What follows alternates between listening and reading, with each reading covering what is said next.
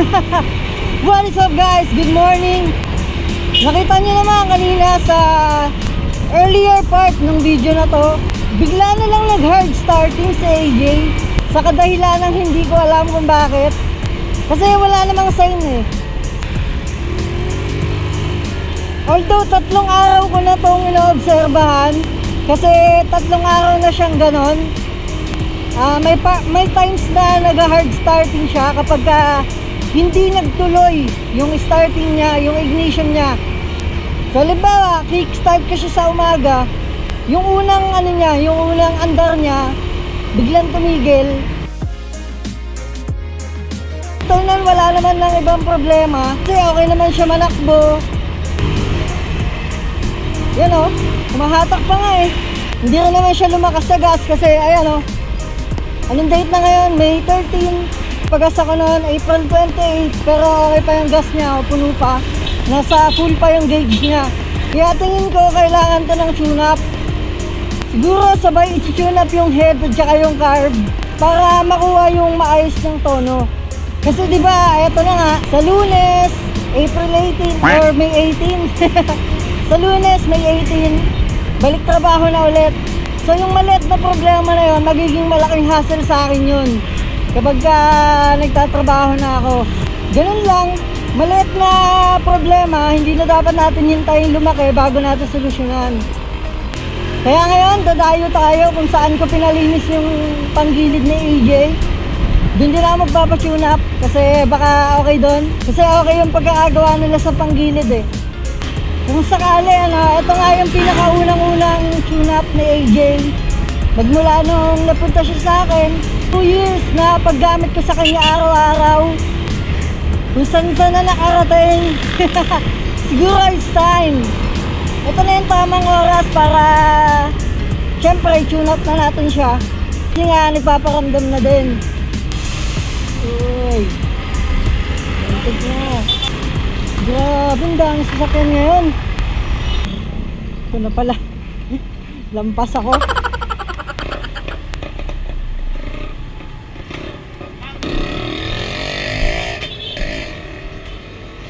Kuya, papatune up ako. Papatune up. Ay, sige po.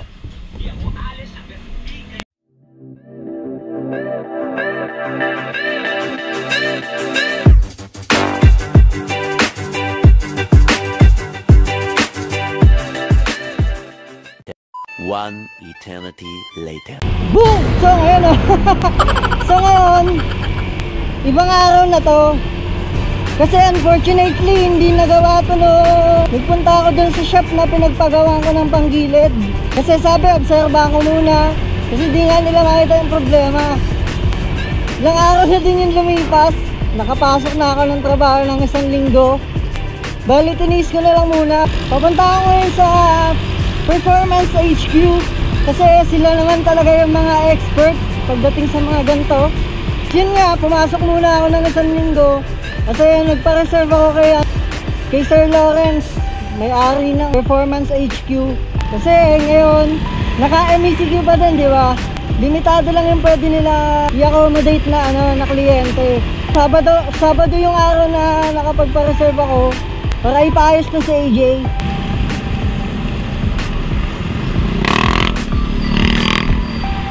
Ayun na nga, hard starting siya, tapos mababa yung minor.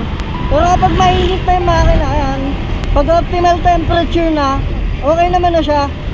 Hindi na namamatayan, normal na rin yung ignition niya, yung starting niya, hindi na mahirap i-start. Taga-Scout, Alcaraz sila, yung shop nila, dun sa bahay lang din ni Sir Lo. Punta ko na siya ng 1 beses. Kasi nung nagpaayos ako ng dito ba yun? Nagpaayos ako ng air filter. Ako po, di ko na matandaan kung saan yung shop. Dito ba yun? Dito lang yun eh. Baka dun sa kabila. Visit. Ikot ba tuloy ako? Nasaan ka na? Natatandaan ko kasi kanto ng Mayon, tapos Scout Alcaraz. Nakakabulol. Sa dulo na labas natin ha. Okay po, thank you sir. Okay. Tapos, diretso natin papuntang Scout Alcaraz. Makita ko na rin yung kanto nila. Hindi ko kasi matandaan eh. Medyo matagal na rin kasi yun. Ito na yun. Nakita ko na yung motor. Ganda na motor nisa. Yung bago ng SYM. Check na natin. Yun oh.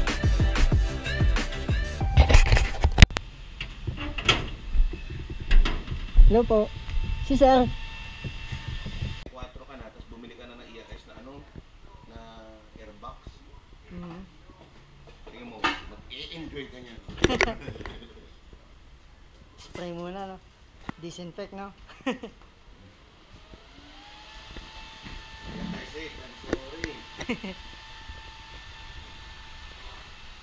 First time magbukas yan. Unang bukas. Na 2 years na din.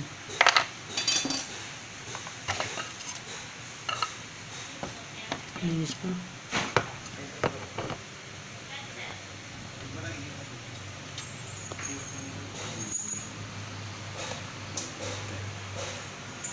Init.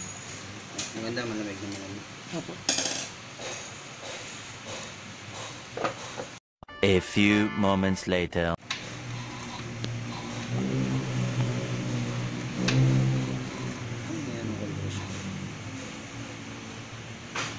Hina.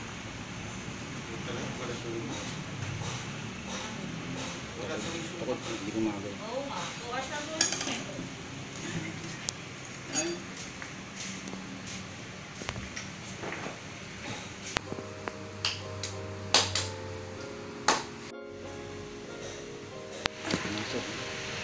Ayaw. Ano ba sukat po niyan? Intake exhaust. Ay. Pero ang standard is 0, ano? Ang standard is 10, 12 cm or 4, 5 sa English. Kanya-kanya susukat yan. Kanya-kanya mga Parang secret formula ng HQ, ganun. yes, sarili kami ano. Ayos pala to. Subukan ko talaga to. Tignan mo kung may difference to. Opo. Ang tagal na mamig mo ito. Ano ba?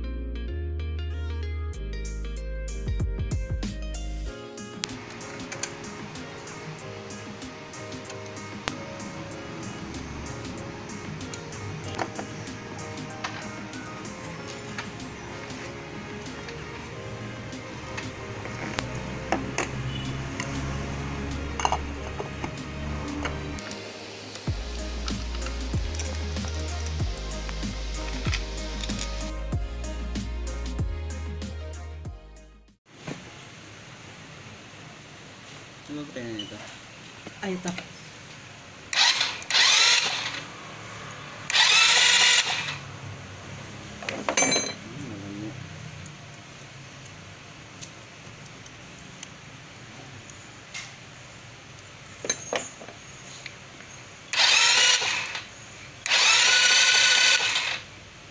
Okay pa?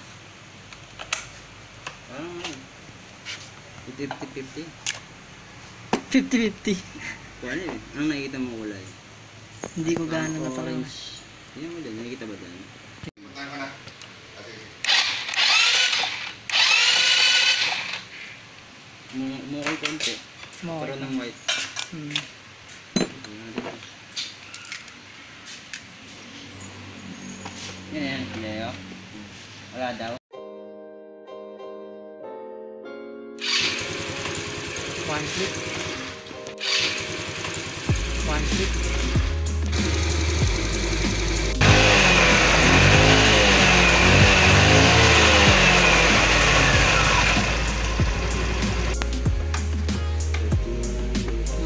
Bukas.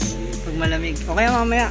Minsan po kasi pag kahit 4 na oras, 2 oras, ano na siya eh. Hard starting na eh. Pero ngayon, susubukan natin.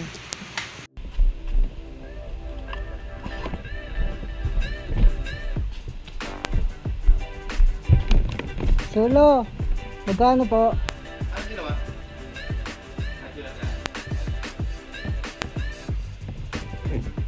Pero nagbago yung style. Right-click na ulit. Testing ko na lang sa malamig. Yung minor, kamusta yung minor? Ayos naman. Ganda. Opo, in-adjust na rin kuya. Eh, magic tuli. Tinuli. Ah. Thank you sir. Una ano siya eh. Orange na may parang violet na something. Yung kulay? Overheat. Oo, kasi ang tagal din lumamig eh. Nung ano po, pinahinga namin. Diba parang 2 oras.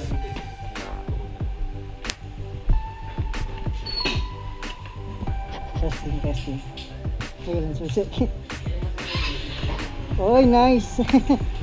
Thank you kuya. Apo.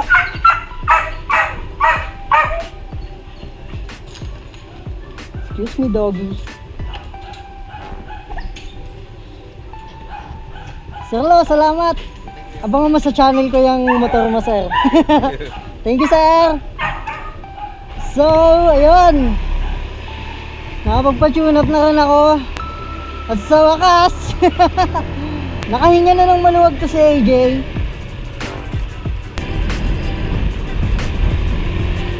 Ayos talaga itong kay Sir Lo eh. Tiga, may pa-sticker po. So yan, dyan sa shop na yan, kila Sir Lo sa HQ Performance. Diyan lagi ako pumupunta kapag may emergency na hindi kayang gawin ng ibang shop. Papatino talaga nila. So kapag dyan kayo magpapa-maintenance, makakamdaman mo talaga na worth it yung binayad mo. So yun, kapag naramdaman nyo na hard starting na yung motor, pero okay naman siya pag mainit na yung temperature ng makina, ibig sabihin nung kailangan na i-tune up. Kasi it's either mababa na yung compression niya or tukod. Ibig sabihin nun, it's either masikip o maluwag na yung play ng rocker arm. So feedback sa performance ng motor ko ngayon,